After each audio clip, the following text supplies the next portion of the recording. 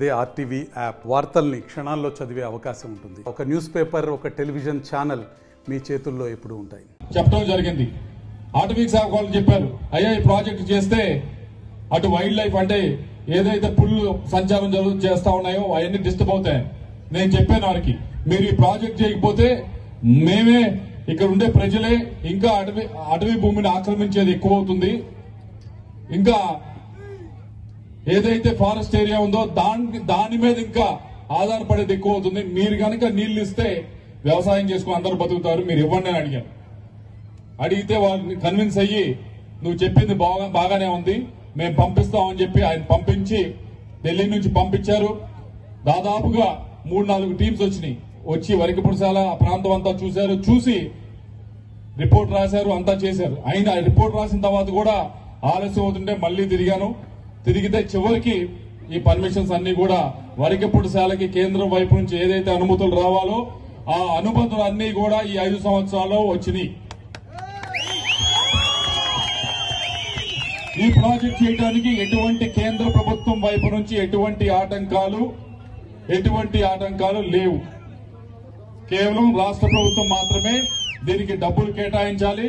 డబ్బులు కేటాయిస్తే ఎవరైతే కాంట్రాక్టర్ వస్తాడో ఆ కాంట్రాక్టర్ పనులు చేస్తాడు. పనులు చేస్తే ఈ ప్రాజెక్టు ముందుకు వెళ్తే ఈ ప్రాంతంలో ప్రతి ఒక్క ఇల్లు కూడా బాగుపడుతుంది, ప్రతి ఒక్క కుటుంబం కూడా బాగుపడుతుంది, ప్రతి ఒక్కరూ కూడా వారి పిల్లల్ని మంచిగా చదివించుకుంటారు.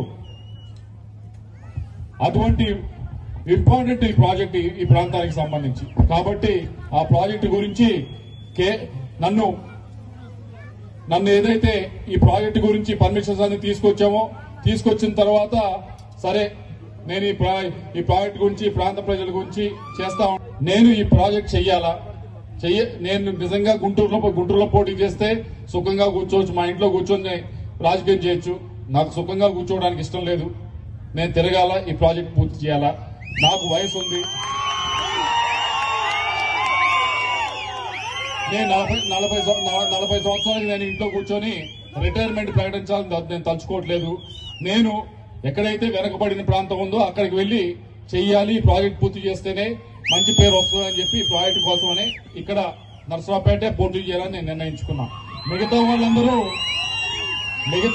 ఇక్కడికి వచ్చి పోటీ చేసే వాళ్ళందరూ తోస్తే వచ్చి ఇక్కడ పోటీ చేసేవారు. నేను ఒక్కడనే ఇక్కడ పోటీ చేయాలి, ఈ ప్రాంతం కోసం పోటీ చేయాలని చెప్పి ఇక్కడికి వచ్చి పోటీ చేస్తున్న వాడిని.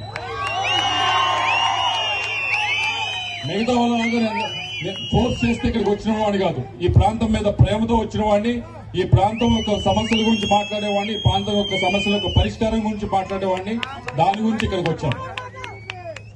దీంతో పాటుగా వరికపురసాల ఇది కేవలం రావాల్సింది రాష్ట్ర ప్రభుత్వం వైపు నుంచి ఏదైతే డబ్బులు రావాలో రాష్ట్ర ప్రభుత్వం కూడా ఇవ్వాల్సిన అవసరం లేదు. బ్యాంకులు డబ్బులు ఇస్తాయి. ఇచ్చిన డబ్బుల్ని కాంట్రాక్టర్ కి డైరెక్ట్ గా పే చేస్తే పనులు పూర్తవుతాయి. ఈ ప్రాజెక్ట్ పూర్తవుతుంది. మీరెవరు కూడా చాలా మంది అడుగుతా ఉన్నారు, వాటర్ ట్యాంకులు పంపించండి. చూశారు ఇప్పుడు ఈ 3 నెలల నుంచి కూడా నేను డిసెంబర్ లో ఏరియాకి వస్తే, పెళ్లికి వస్తే నవంబర్ డిసెంబర్ లో అప్పటికే అయ్యా తాగడానికి నీళ్లు లేవు, స్నానాలు కూడా 2 రోజులు 3 రోజులకు ఒకసారి చేస్తా ఉన్నామని అప్పటికే చెప్పడం జరిగింది. పంపించాం ట్యాంకర్లు, 2-3 ట్యాంకర్లు ఈ ప్రాంతానికి పంపించాం, వాడుతున్నారు.